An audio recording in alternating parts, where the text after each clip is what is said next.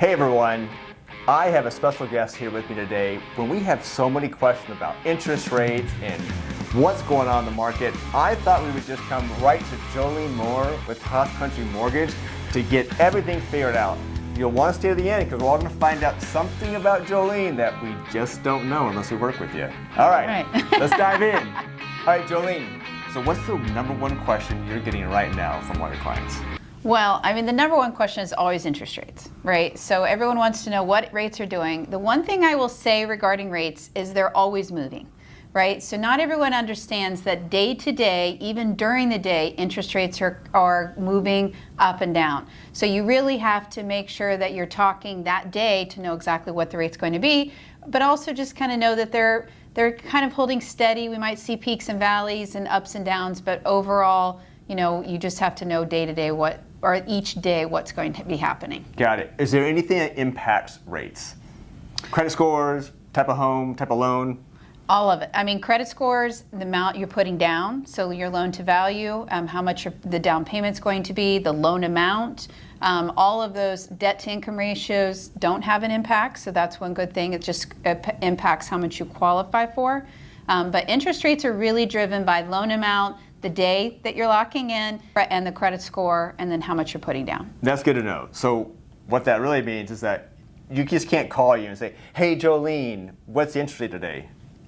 No, you really need all the parameters, right? Yeah. And the good thing right now is we can do a soft pull on someone's credit. So we used to be, a lot of clients didn't want to get pre-approved because they were scared. They didn't want it to have be an impact on their credit score. We now have the ability to do what's called a soft pull, which means it's not a hard inquiry in the credit report, but we get all three credit scores from all three credit bureaus and all the debts and liabilities that show up on the credit report. So it allows us to put together a very exact pre-approval or loan scenarios to help them understand what their options are. So if they're looking to buy now, great. If not, there's something that you want to prepare for the future.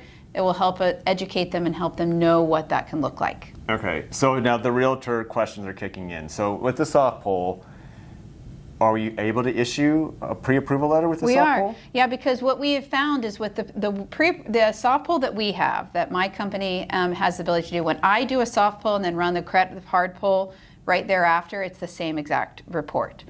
So we're not seeing a lot of variance. Now, obviously, if there's time frame passes, then we'd have to update it, right? And so we'd have to update the soft pull. The good thing about the soft pull is it doesn't expire because it's not a hard inquiry on the credit report, so we can run it to make sure that it stays at the same credit score point that we have.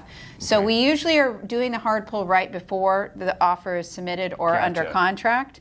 But if there's any concerns or might be a credit score that may not be on the stronger side, we may update that more frequently to make sure that everything is staying on tack. But yes, we can do the pre-approvals with that. Okay, so soft pull, get idea of what's going on with their budget, and then before they put the offer in, do the hard pull. Exactly. And then you're able to issue a strong pre-approval letter. Right. What are some things going on with loan programs? Is there things going on that you guys have that's pretty special for Cross Country Mortgage? Well, we just launched a program for first-time home buyers. So it's an up to a $4,000 down payment assistance grant. So it's grant-free money, which we all love. That's great. One of the most amazing things about the program too is it's not a higher rate.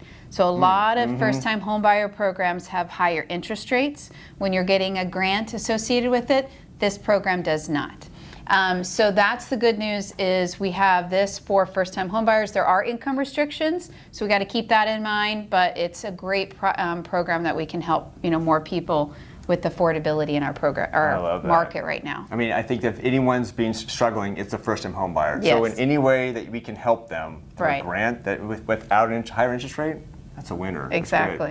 What are you seeing right now here in 2023? We're halfway through. What is one big problem that you saw with some clients this year? Well, I would say, we talked about first-time home buyers being a big part of the market and one of the ones that are being most challenged with affordability with our price points in our market. But the other challenge is those that own a home currently and they're looking to move up to a new home and they have a lot of equity, because that's a good thing is a lot of people have equity in their homes right now. but how do they tap into that, right? How do they get that money to be able to use that towards the down payment? So that's some really good strategies that we've come up with and able to help clients do that. There's doing home equity lines of credits on their current home. There's a bridge loan, which is more on the costly side, so it's not something I highly recommend. There's also borrowing from your 401k. We also have a client right now where they're taking money from an IRA and planning to pay it back within 60 days, and then they're not taxed or penalized on that. Talk to a financial advisor, ensure all of that, which we did for that client, but that was a great win for us because it helped us close quickly.